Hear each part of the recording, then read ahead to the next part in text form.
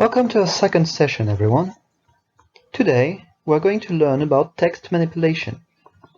Unlike with numerical data, which you can handle using relatively simple operators, text requires the use of specialized functions to perform replacements, lookups, or subdivision. Today's first notion is concatenation, which just means joining two strings together. A string is what we call text in programming. It's several characters strung together. You concatenate in VBA the same way you would in Excel by using the ampersand operator.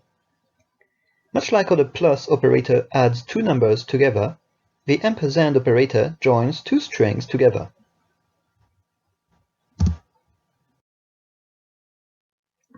An important concept we danced around last time is the concept of functions.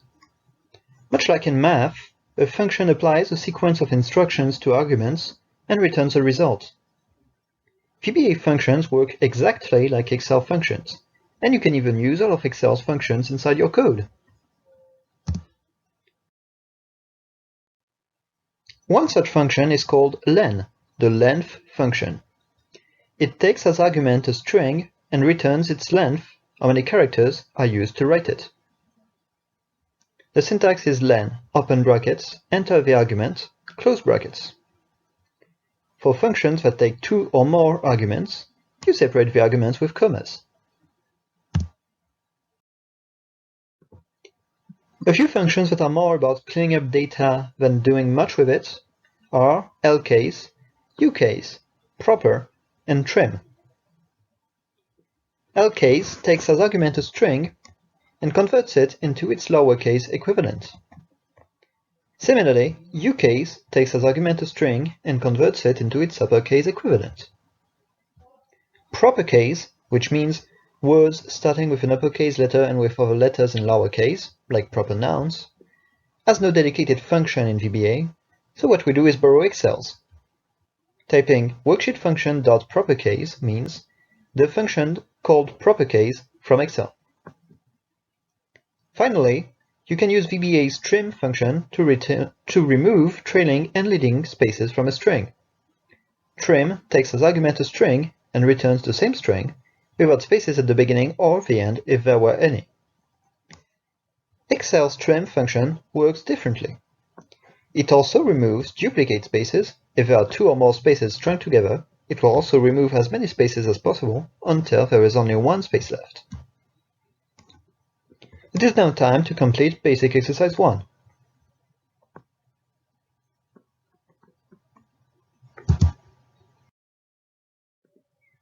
Now, for the most important functions you'll see today. Left, right, and mid extract substrings from a string. They return only one part from text data.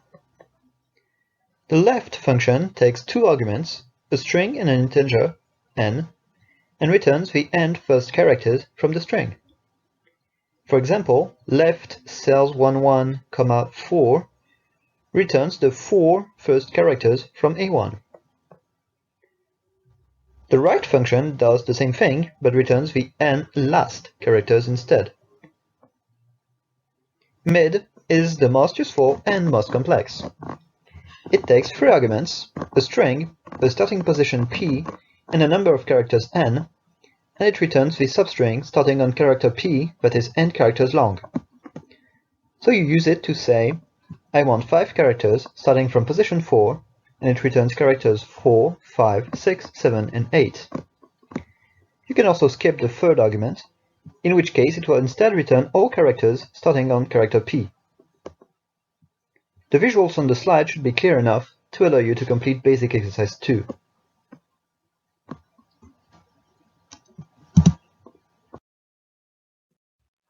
Now, we are going to learn about what is inside a string using the inString function. InString returns the position of a substring within a string. On this GIF, you can see how the function works internally. It looks at all substrings within a string and stops when it meets the right one. Note that a less useful equivalent exists, inString_rev, which looks in reverse. This is by itself useless information, but it truly shines when combined with the previous left, right, and mid functions. For instance, you can use intString to find the position of a space, then, knowing that position, return everything before or after that space, effectively splitting a sentence into words, or a full name into first and last names.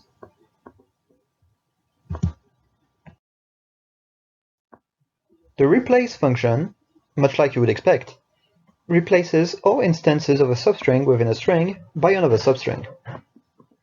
On this GIF, you can see how the function works internally. It looks at all substrings within the string and replaces the expected substrings.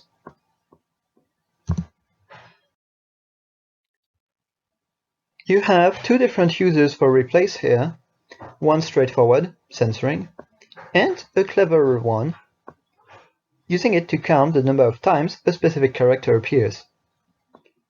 Replace is not that important to learn, mostly because it is relatively easy to use and is rarely involved in combos like intString is. You should, however, be aware of its existence. Finally, we have wildcard characters, which are fairly abstract, so focus. Let's say you know what a string looks like, more or less. So you go to the string police, you give them your information, and they profile it. Then, if they meet a string that fits the profile, they can question it. This is what wildcards allow you to do. You know that the strings that interest you will always exhibit some traits. They contain a specific character or string. They end with a specific domain extension, whatever you can think of. You can use these three basic wildcards, the question mark, which means any character, the hashtag, which means any digit, and the asterisk, which means any string, to dress a profile of a category of strings, which we call a pattern. I am aware this is hard to understand at first, but you can nonetheless proceed to basic exercise 3, which features a couple of examples.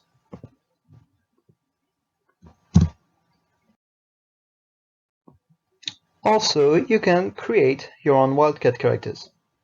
They are always going to be a subset of the question mark wildcards.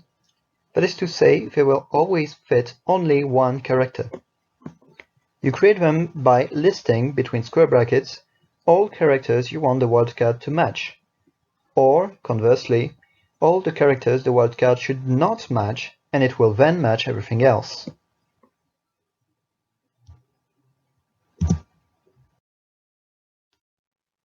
You can now complete all remaining exercises. I'll complete the last of them, public exercise 1, in front of the class for students who are physically present, and in another video for students who are not.